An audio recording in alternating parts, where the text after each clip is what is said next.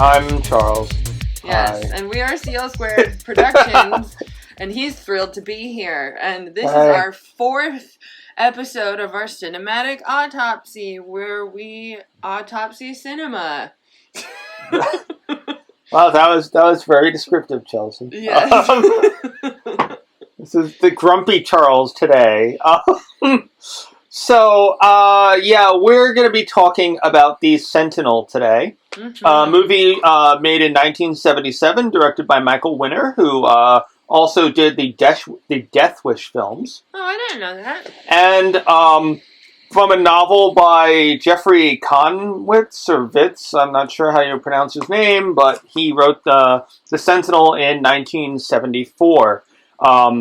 I should also note that there actually is a sequel book called The Guardian that came out in 79, and it was all intended on being a trilogy that he never finished. Do we know why? I would assume the box office reaction to The Sentinel probably had a lot to do with it. Did he get really bad reviews? It flopped. It flopped was one of the. It did get bad reviews. Which we'll go into a little bit later, but it also was not a commercial success. But, and some people may say, well, the book came out 2 years after the movie came out, but it's like, if you know anything about writing, it's not like he was, if he has a book coming out in 79, he was writing it before the movie came out. Yes. So, it's not like he's like, well, the movie was a failure, but I'm going to go and write a new novel now. That's not how writing works. So, speaking of not how writing works, let's talk about The Sentinel. The Sentinel. So we open with, and here's the thing, and one of the reasons why I feel that this film really goes with the theme of our podcast, because this is a podcast, not just, it's not like we're going to be covering like Manos, The Hands of Fate, or anything like that, which is just a shitty movie. That was never intended on being anything but a shitty movie. This is about movies that tried to actually do something and failed miserably. Yeah, usually because of directing choices or writing choices or maybe even, or acting or, concept, anything like that. And a lot of The Sentinel, especially in the first half hour, is really nicely done, and it makes it even more appropriate as a theme for what we're doing. The movie had a budget of $3.7 million in 76 it would have been made, right? So yeah. $3.7 million is a lot of money. A ton of money. Yeah, like that's 4 Veronicas, Chelsea. What? That is. Jesus. Can you imagine how much Glenn Danzig could destroy other things if he had that budget? Yeah. So, that's the same, that's not like Star Wars money, but that's the same amount of money Annie Hall took to make, the same amount of money Saturday Night Fever took to make, and it starred Chris Sarandon, who had actually had an Oscar nomination for Dog Day Afternoon when he did this movie. So they went in there thinking this was going to be a big hit. It came on the success of movies like The Omen and The Exorcist. And yes, all these definitely in the same theme as like Rosemary's Baby and stuff like that. It tried very much to do things like that and failed miserably. Exactly. So we open with what are really beautiful monastery shots from Italy. Yes. It's, like you see the beginning and it looks like this is. It's not like Veronica, where no one on set has any idea what they're doing. This genuinely has great cinematography, and so we open, in Italy on this monastery, and we see a bunch of priests, and then, of course, it just becomes a scene straight out of The Omen. It looks like a fucking outtake, where it's just the priests and cardinals are all meeting, and they say that one token black guy, one token black dude. Was there? I didn't even notice if there was. He had no lines. I wrote down. I said white men dressed as cardinals, and I was like, never mind. There's a token black guy. He's just in the corner in the back. Oh, okay. Yeah, I didn't even notice. Yeah. But so they basically just recite some parts of. You know what? I'm just going to spoil it because you've probably already seen the movie already. They start reciting parts of Milton's Paradise Lost. Yes, which makes no sense. Which, it's not like Milton wrote it at the same time as the founding of the Catholic Church. Of the founding of the Catholic Church. I was like, what part of the Bible is this in? It's in Paradise Lost. Yeah, so... and he's talking about his happy place. They're talking about finding a happy place, and the eeriest music in the world is happening while he's talking about it. So then it cuts, and this is a weird fucking edit, because it goes from an exterior of Italy to an exterior of New York. And it's really weird. Yeah, the jump cut is really odd. It just kind of happens very, very abruptly. And I was like, okay, now I knew this was in New York. I'm very confused. Yeah. So we go from this really weird cut. And then it goes, one of the first things we see is baby Jeff Goldblum. I didn't even know it was Jeff Goldblum until Charles told me afterward. Yeah. So, and then there's a montage, which is not even a bad montage. The only problem with it is that there's this ridiculously ominous music over scenes of, her and her boyfriend riding bikes in the park. And, and all the, and the thing that's also very interesting, and, it's not really so much a critique of the movie, it's just something that I find odd, but I have seen it before. Almost the entire credits are in the opening credit sequence. Yes. The only credits that are not in the closing credits are the cast. That's true. Everything else is all in the opening credit sequence, which is kind of weird, and it felt long. But it was a very long credit sequence, and then what I noticed also is that, as opposed to all of the other movies that we've critiqued so far, the font bothered me the least with this one.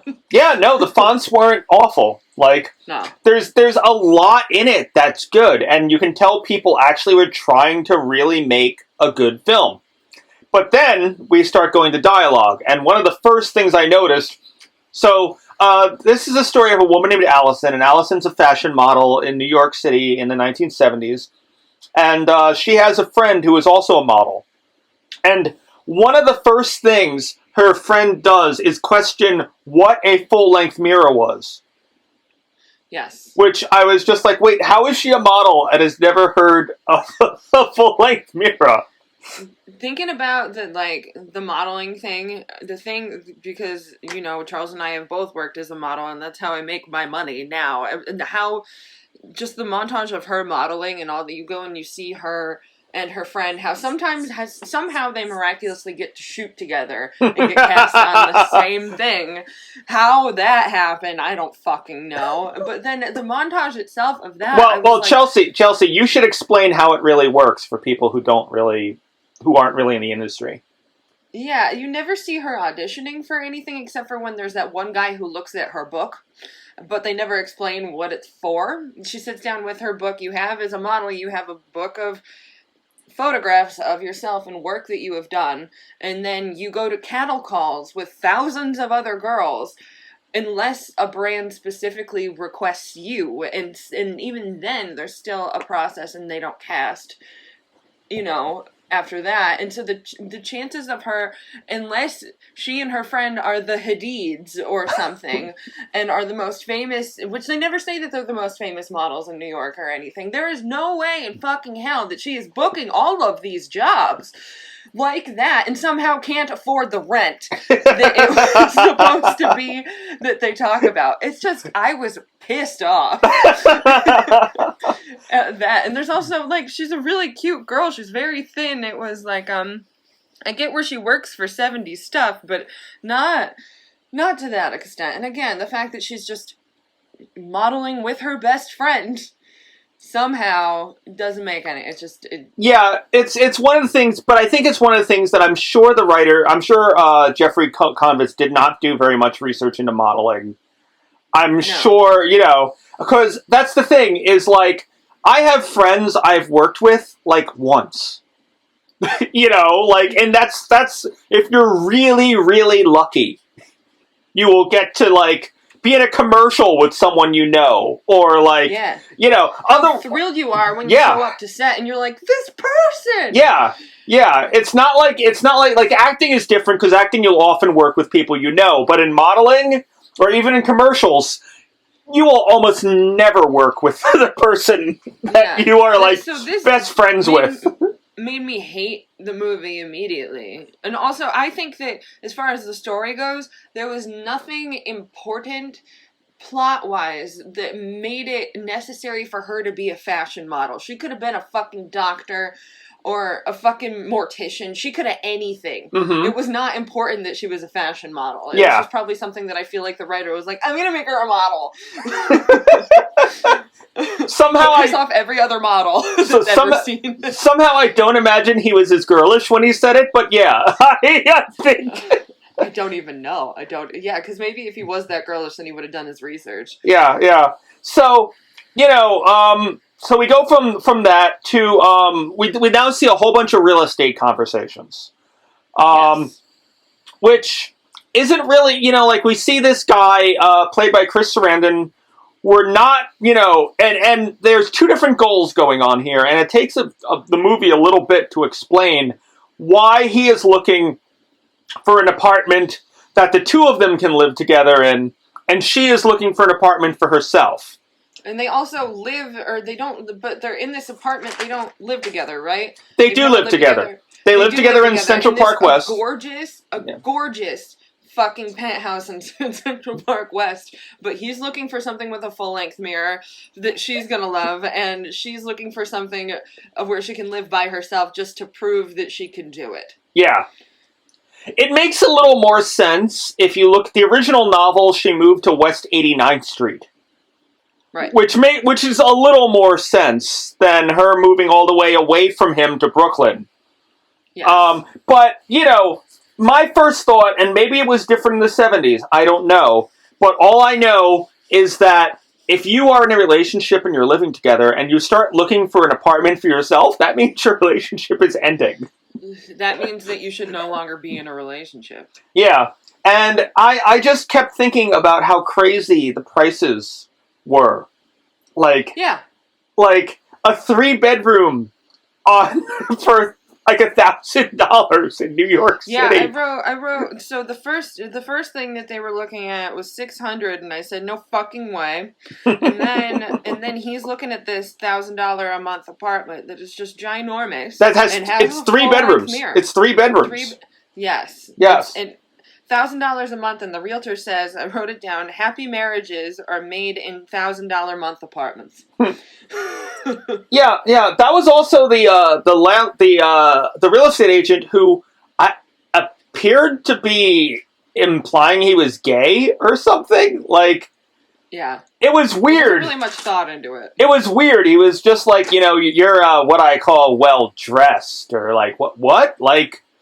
And he was asking him... Excuse me? He was asking him all these weird personal questions, and it was just like, what the fuck is happening here? Because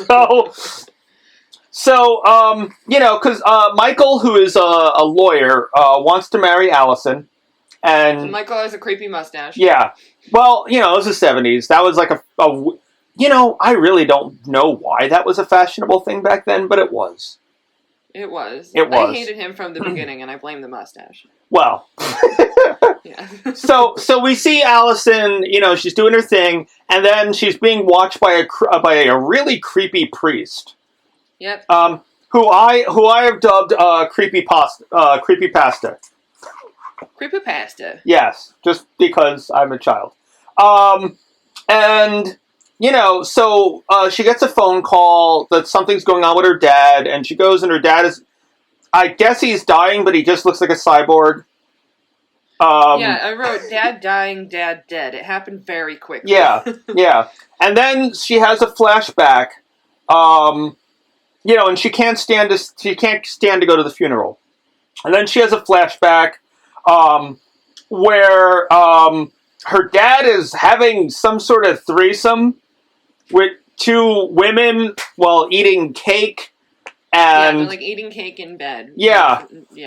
Yeah. It's very bizarre. And you notice how she only started having this flashback. I'm sure it's PTSD for going back into that house. But also when she decided that she couldn't go to the funeral, somebody gave her a pill and a drink. Yes. It was the 70s. That's how you... Was that her mom? Did her mom give her the pill and the drink? So, of course, you're going to have fucking flashbacks about your dad and some whores and some cake. I mean, duh. But so it doesn't really go into it in the movie, but in the novel they were prostitutes that her father had hired for his birthday. Happy birthday, Daddy. Yeah, and then he gives her she walks into the room. In the flashback, she walks into the room. She sees her dad fucking these two women. He gets out of bed, starts slapping her around in the worst slaps I think I've ever fucking seen in a movie. Yes, they were horrendous. Like, they were really, really fucking bad. And then she goes and immediately decides to kill herself. Yes, and she slits her wrist in a way that in no way is that, like, you know how they teach you not to go what is it, across the street, not down the road, yeah.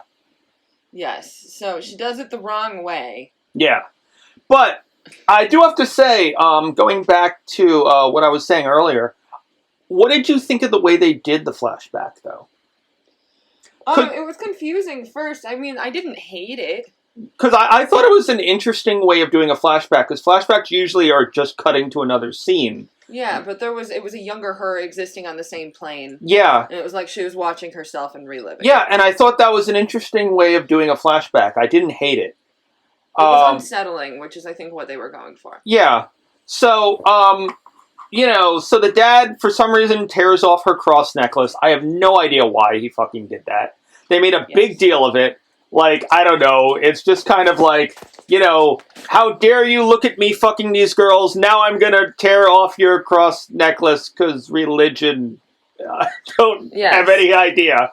I still got these prostitutes in my bed and the cake is not gone, so I'm gonna rip your cross off. Yes, so, and then, of course, they cut to modern times now, where she finds the necklace, and there's like a one-sentence conversation with her mom, where her mom is like, "Oh yeah, I knew that he was doing that, but he was rich," And I was afraid to leave. That's what she said. Yeah. So I don't know what that's supposed to tell us about. It seemed almost unnecessary, but whatever, it's there. So while we're now in this, that's one of the problems with this film is the structure. Quite honestly, It seems like there's so many there's a whole bunch of well-done parts that then have really bad parts, and everything's in a weird order, and, I don't know whether it's the editing, whether or not the director was more familiar with action films, and that's why some parts of it were, like all the horror parts of this film are bad. Yes. Everything that was supposed to be horror was just fucking awful. And, but it's like I said, it's like they know what they're doing, but whenever it came to the horror stuff, it was like, it just went down a notch. It went down a whole bunch of notches. But, so, she sees another place, and it's this really nice area of Brooklyn Heights. Right on the promenade. Yeah, which right I actually BQE. Yeah, which I actually looked up, and it's a real place, 10 Montague Terrace, which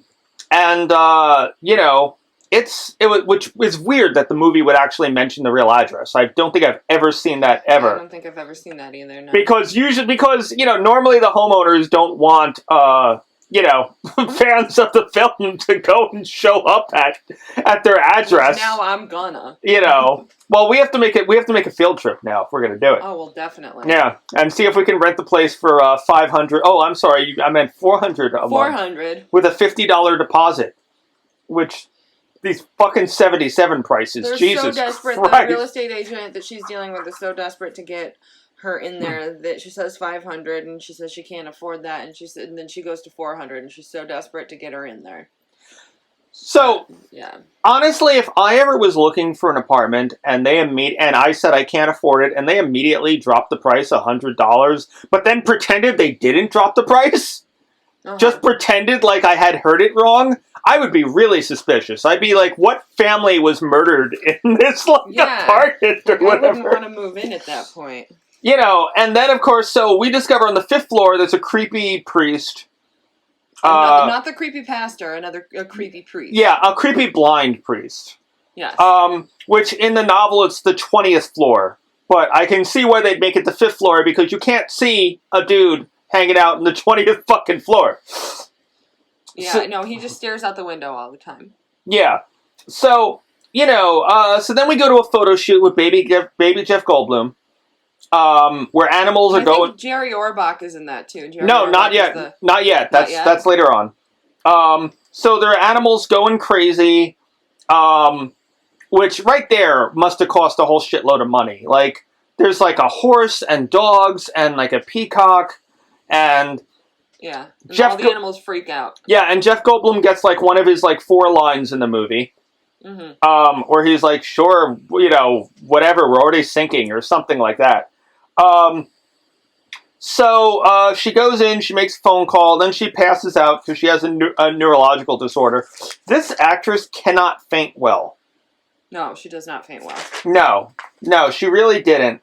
So then, at her new apartment, she meets Charlie Chasin, who is played by Burgess Meredith, who had just been coming off Rocky, another example of how much money was put into this movie, with a bird on his shoulder named Mortimer, and a cat named Jezebel.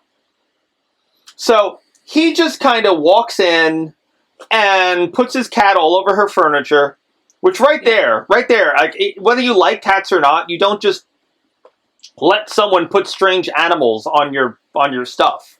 After telling her that Jezebel has indigestion. Yeah.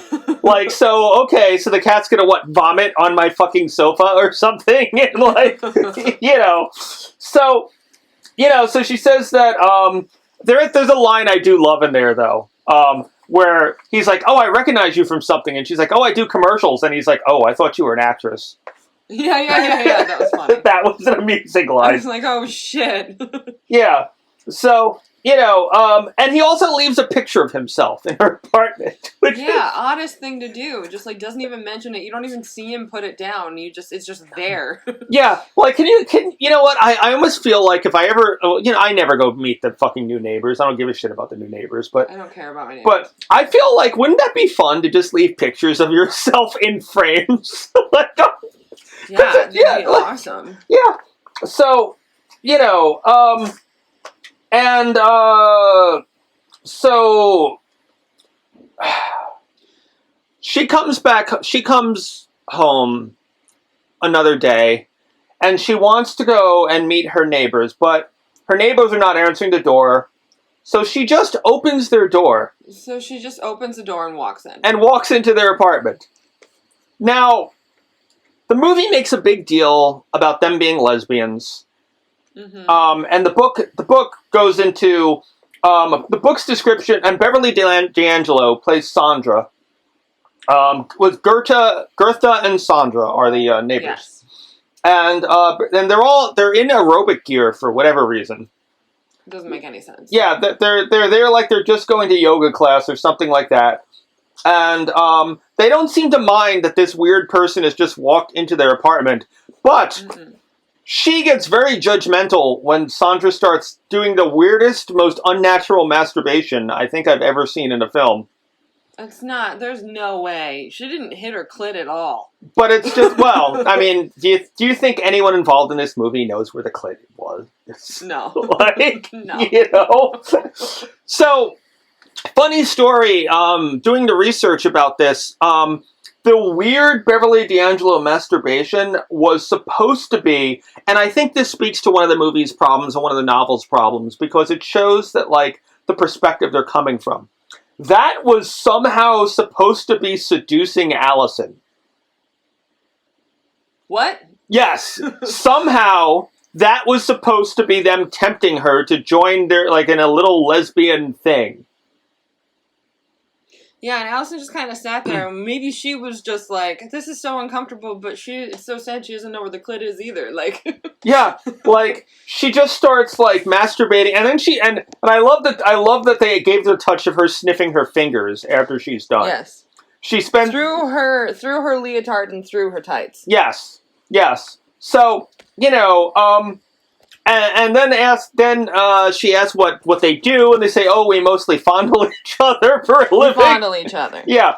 And so she immediately leaves the apartment that she went into without being invited. Yeah, Jesus Christ. Like, holy shit. So, there's so many things wrong with that. There's so many things wrong with this movie. So now we go to Jerry Orbach with a pedo mustache. Mm-hmm. You know, and we discover that Alison cannot take simple instructions, and I don't know how she ever got hired on anything. Yes. Because it is not a hard thing to do to turn a bottle so the label is facing the camera. Yes, and she fails to do it. Isn't it running behind as it is? Isn't it like 18 takes or something crazy like that? Yeah, I was like, this is just insane. This never happened. I would have fired her on the spot. Yeah, like, that's another thing. Like, you would not be able to do 18 takes of a fucking commercial. No, and I think her friend is there again. Yes, her friend is there. Yeah. And honestly, that most directors, and for those of you who haven't worked on commercials or whatever, most directors would have just either fired her or replaced her friend with her at that point. Yes. Because they would have not done 18 fucking takes of a commercial. Of one shot of a commercial. Yeah. And it's like they treated her like she was just the most important thing. Like, again, like she's the most, like, famous model. And there's no way that that's possible if people are asking her what they recognize her from and they don't immediately know her name. Yeah.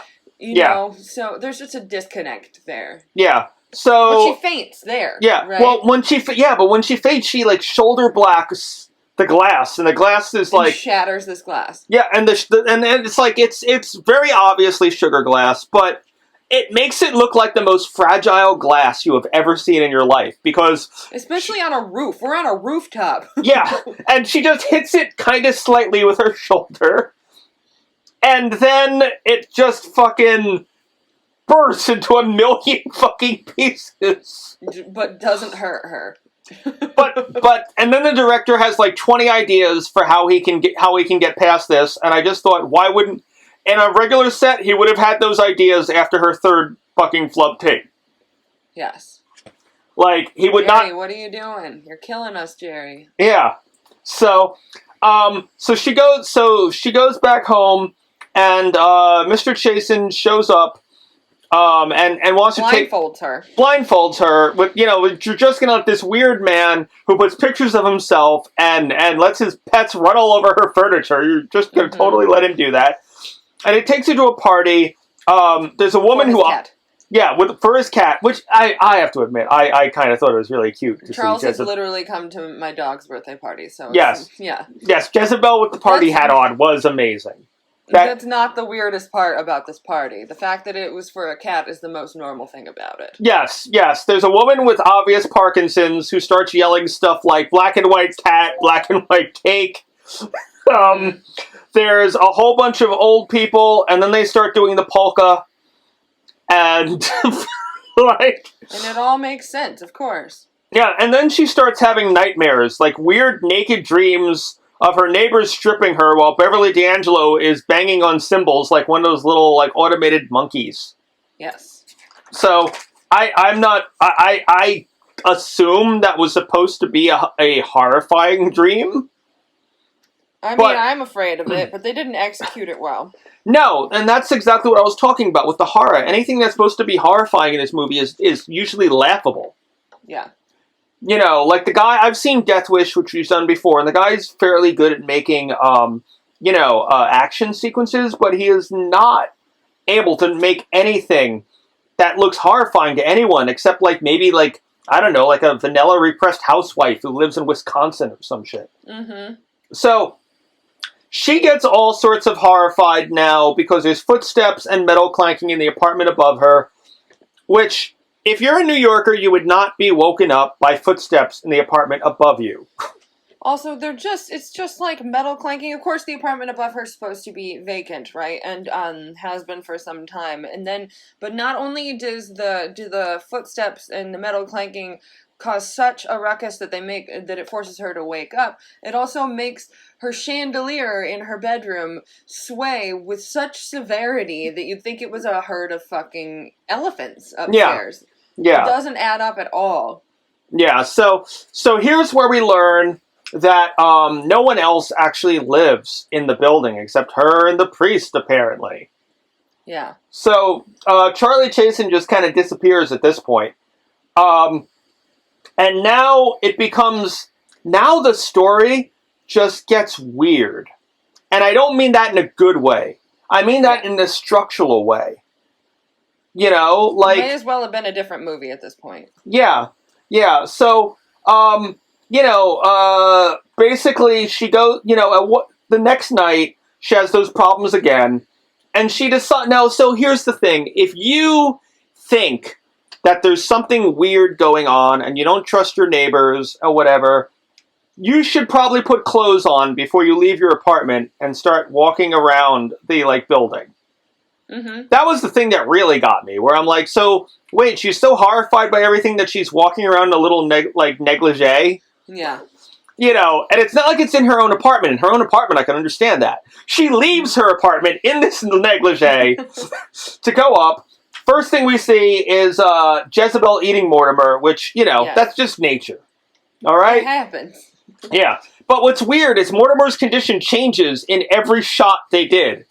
Like, Mortimer, sometimes he's totally bloody, sometimes he's not, sometimes he is, ripped open, and then sometimes he just looks like a regular bird. And in that, Mortimer has a greater story arc and a character arc than she does. Yes. So, and so she then, once again, goes into someone else's apartment. There's a lot of trespassing in this movie, and all of it done by Alison. And so, she goes in the apartment, and then there's a naked caveman, who... it turns out it's her dad, and he's all rotting and stuff, and somehow the prostitutes are there, which, spoiler warning, everyone in this building is dead. So does this mean the prostitutes died somehow off camera, too, that we did not see? Yes. So, there's a really weird, the edits in this film, really weird sometimes, because... Horrible. There's one part where the lighting is 100% different on her dad in one shot, and then it goes directly to another shot of him where the lighting is different. Yes, you're right. There's not even there's the way that most films will cover that up, and it's usually the way that you're kind of taught to do it, is you'll do a reaction shot or you'll do something else so that you can kind of go from one shot to the next. You never want to just go one shot of something, there's the same thing, but with slightly different lighting. Yes, exactly. So they should have cut and just had, saw her reaction and then gone back to dad, but didn't do it. So she chops her dad up, and then she runs screaming out into the street, and in her negligee with blood all over her. And, what were you saying about her neighbors? Well, it's like all of her neighbors, not even in that building because all those people are dead and apparently don't exist, but in every brownstone surrounding, which also there's only on that street, there are a couple more houses, but it's the last one on the corner, so it's a different house that she runs out of, and there's people on either side in different buildings that don't exist. They all are just waiting. It's like they're just waiting for someone to run out on the street and faint because they all come running out after her. In the middle of the night. Well, it's 2 seconds after she runs into the street screaming, people are immediately pouring out of their apartments to come get her. Yes. Which would have at least taken about a minute in reality. And most people, honestly, it's New York. In the fucking 70s, people would have just oh my god.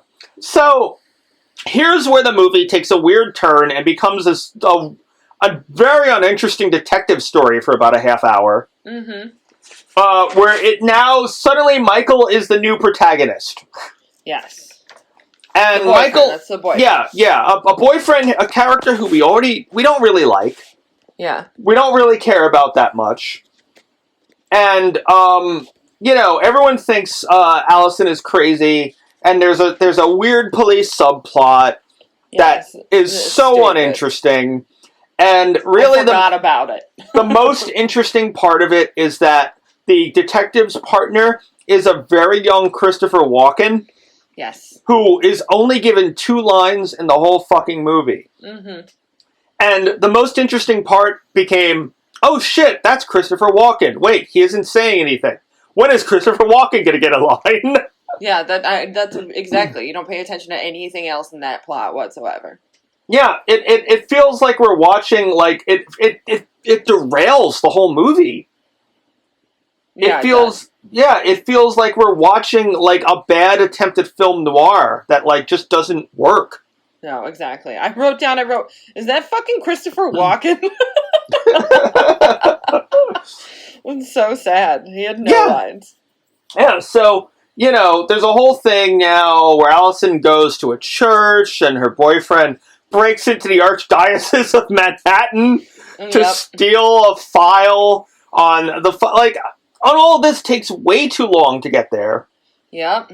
It does. And there's, whatchamacallit, and when she goes to the church, she decides she wants to find a God again, and has this great thing. The thing that bothered me also as a Catholic is that it says she hasn't been to confession in a long time, and they have confession out in the open with other people sitting there praying instead of going into the confessional. Yeah. So that fucking drove me up a wall, and then the next time she goes there, it's a different person! although at least the different person is explained. It's not like they just changed actors and went. Exactly. I wouldn't be surprised if they did that though at that point. Yeah. So so the boyfriend at this point is checking out Father Halloran, who is the blind priest who lives upstairs. Yes, and we know now that the church takes care of his needs. Yeah. Yes. And because apparently he has chronic palsy, but the boyfriend doesn't believe this, so he sneaks into the apartment. He sneaks into the diocese, and he takes a file. And it's all like, Jesus, I don't care. Yeah. I really don't fucking care. And here's where they reveal that actually he used to be William O'Rourke. But then, after attempting suicide, he became Father Halloran.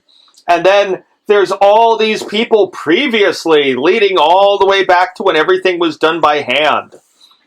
And who all became nuns or priests after they attempted suicide. Yes, and he finds a file of Alison that she's going to become a nun named Sister Teresa.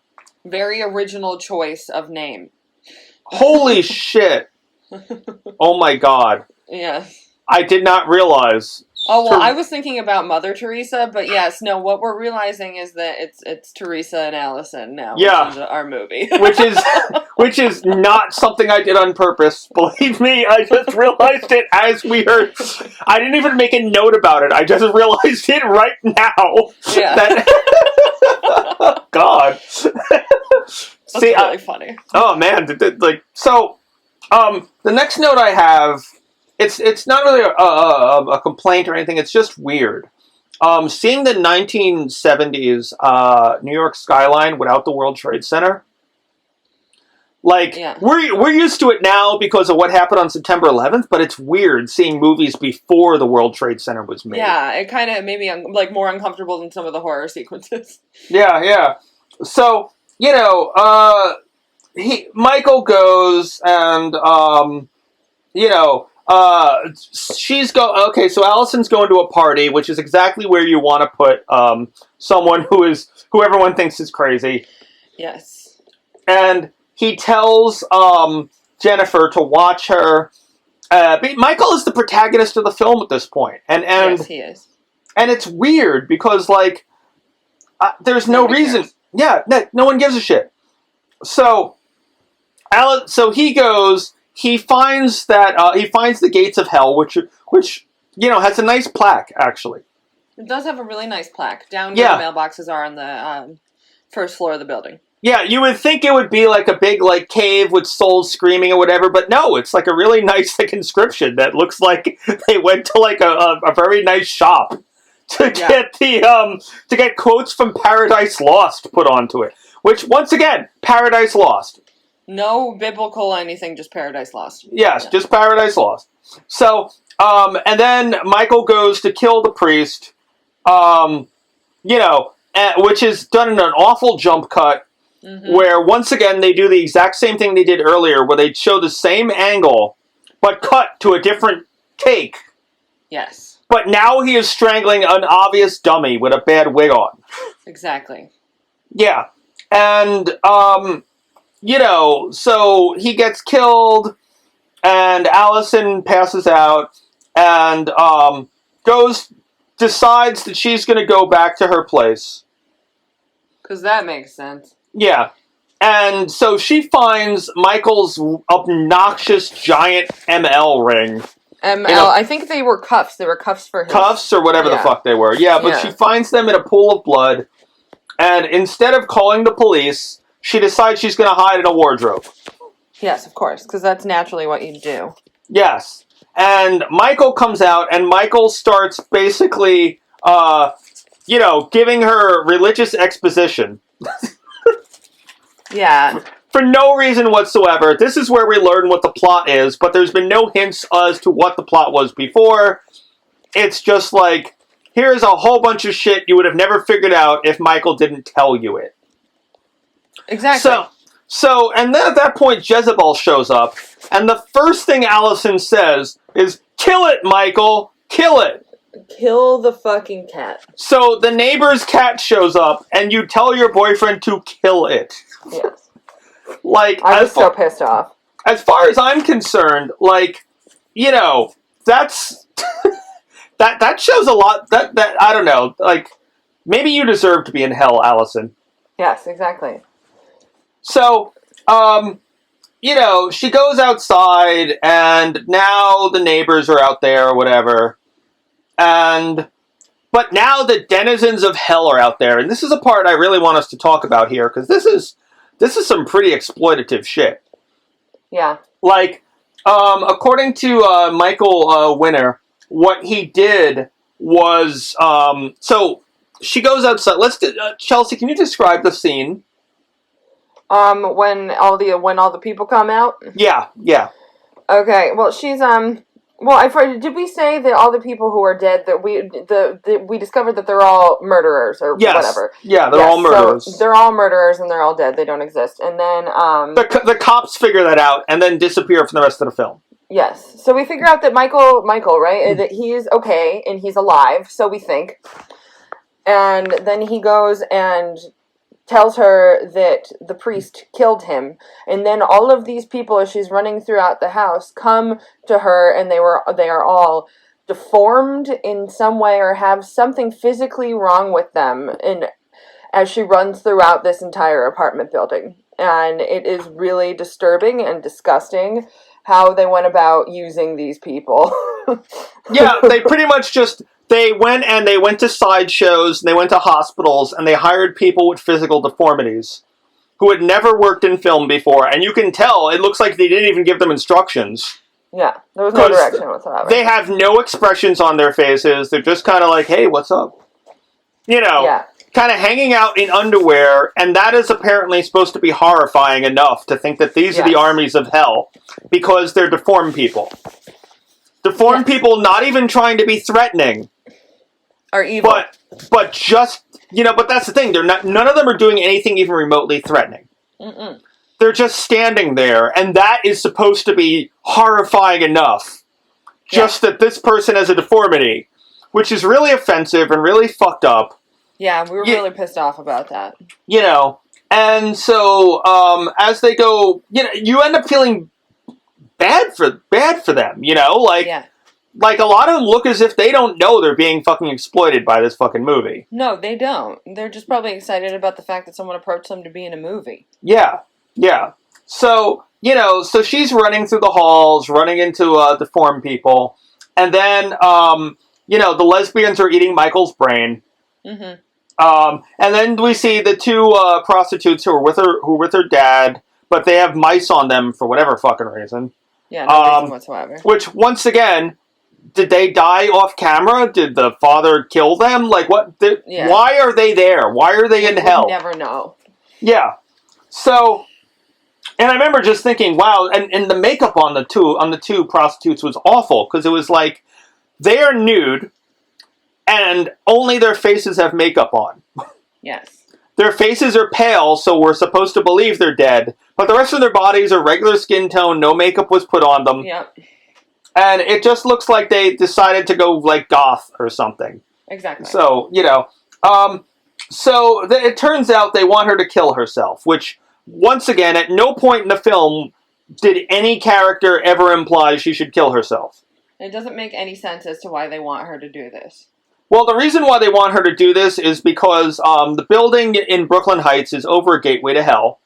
Yes. And... Alison is supposed to become the next Guardian when she becomes Sister Therese. She is supposed to be there to fight the forces of darkness and keep, Earth from being destroyed.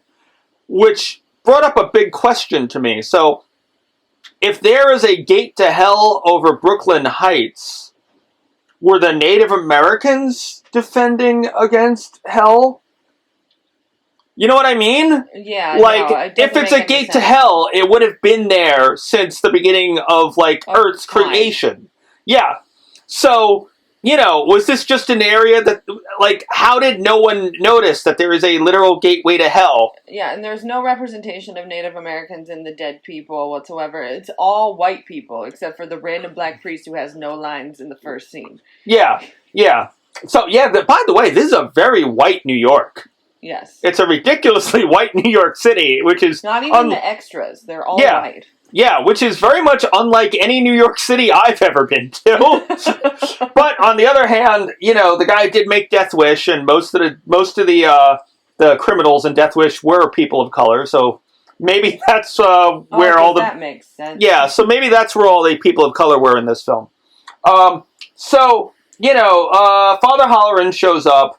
And he doesn't do anything special. There's no lasers or anything like that. He just holds up a cross. A crucifix. Yeah, he just holds it up and everyone dies. Yes, that literally, like, he just walks through the room with the cross, and everyone's freaking out. And the deformed people just kind of walk backwards, and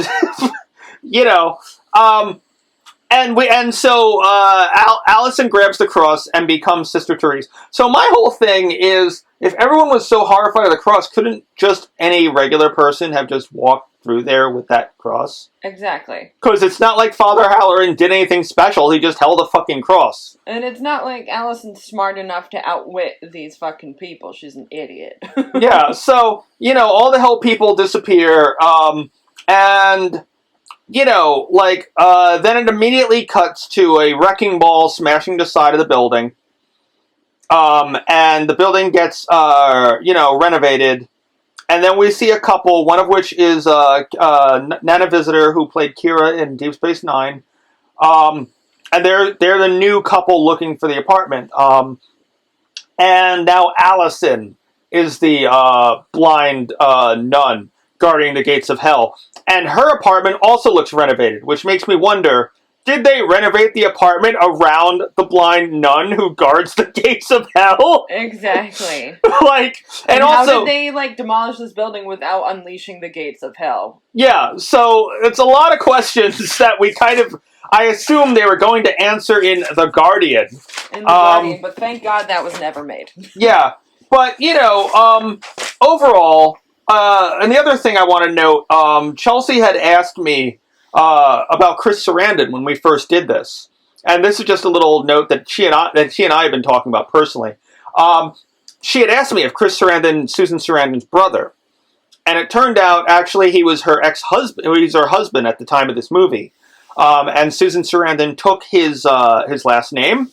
Which, this is a lesson for young actresses out there as to why you should not take your husband's last name. Because she was already nominated for an Oscar by the time she divorced him. So she was stuck with her name. And it's been her name for 41 years now. Yes, that's fucking hilarious. Yes. But that's the Sentinel. Yeah. So in closing, Chelsea, how do you feel the Sentinel could have been a better...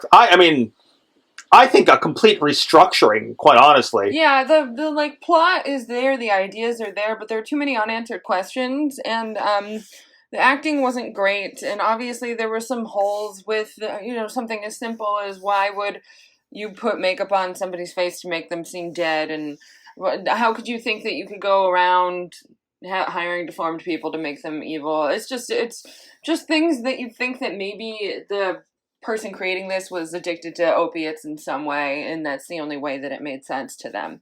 Yeah, and that's the thing. I actually looked it up about the deformed people because I thought, hey, maybe, you know what, we're a more progressive society now, so maybe people were totally cool with that in 1977. I looked it up. People were pissed in 1977 at that too. I bet. So I'm glad to see that, at least that they thought was fucked up and wrong. So... Anyway, but yeah, I think that, there's a lot of good elements about the film, but I think, number one, someone completely different should have done the horror scenes. Yes. And I think that whoever edited it did not deserve to be editing a fucking film. Exactly. So, anyway, I don't know. I just found it strange. And Yes. You know what else I find strange, Chelsea? What? Why, I find D. Snider's Strangeland to be strange. And that will be our next film. Great. So, all right. I guess that will be it for us. Yeah, thanks for listening, and tune in next time and all that shit. Well, boy, don't sound so enthusiastic, Chelsea. Alrighty, everyone. Bye. Thank you. Bye.